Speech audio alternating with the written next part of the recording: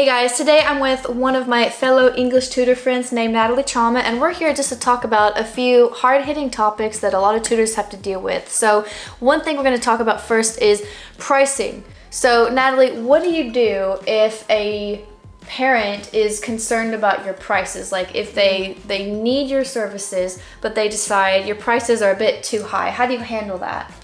I usually show them, because I offer packages, so I'll show them the package and I'll tell them what's included in the package. And usually when I do talk about the package, they kind of say, oh, I see, because that's when I'm showing them the value of what they're getting. So it's not like, they're thinking to themselves, they're just paying for the hour, but it's within the whole package that is for the month. Every month they are getting subscriptions, they are getting me marking, feedback.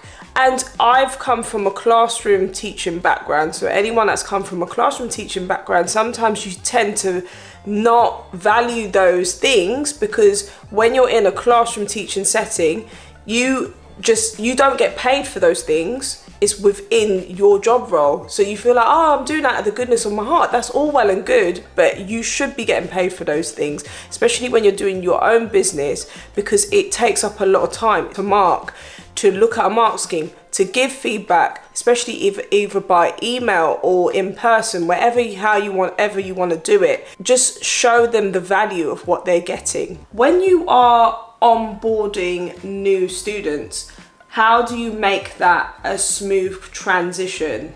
It's a great question, because it used to be really difficult because I felt like I needed to overshare and tell all the details about it. So the number one thing that really all tutors need to do is to make it simple. The parent reaches out, we schedule a meeting, we talk about the wants and needs, their goals. We talk about mostly what the student's struggling with and how I can help them. That's how we determine if there's a good enough fit or not.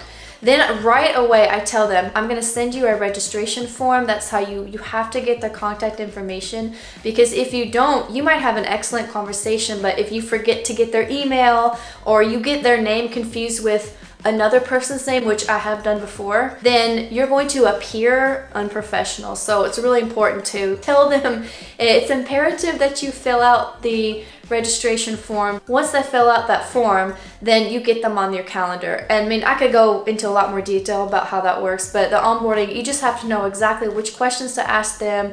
Once you know it's going to work and it's a good fit, you need their information, they need yours. They need to know how the child is going to meet with you.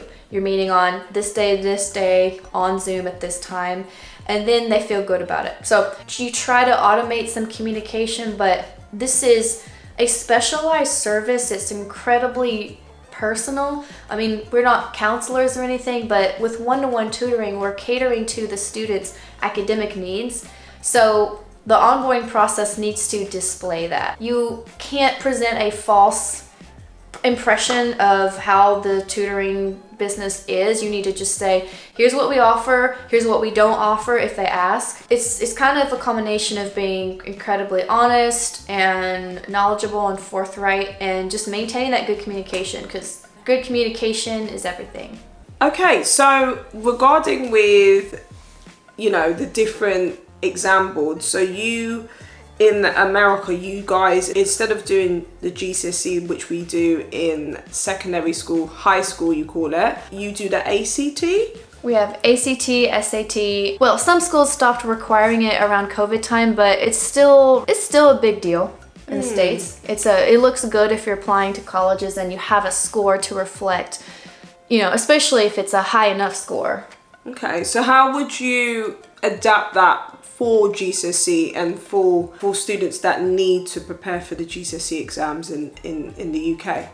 Well, what I've noticed is, while looking at the GCSE tests like math and English and all the parts, I realized that the content is so similar. It's just the way it's presented is slightly different. Like we were talking about GCSEs, they have poetry on there. Like students have to, or it's best if they have seen and studied poems, and they're expected to, or at least they will be scored on responding to poems, comparing them to other poems. Fortunately, just getting to talk to you about the GCSEs and other people in London and parts of the UK, it's helping me understand really what's expected. how students can make a 7 to 9. My goal for PEZ Tutoring is just for us to be able to help students here now, particularly with GCSE, because even today, we've been looking over the test and realizing, okay, I can see how easily this can be taught. Students can easily self-teach, but they don't always want to. It's hard to motivate yourself, so as long as tutors like you and I are familiar with those tests, we can help students become more interested in actually doing better instead of just getting by and doing the bare minimum.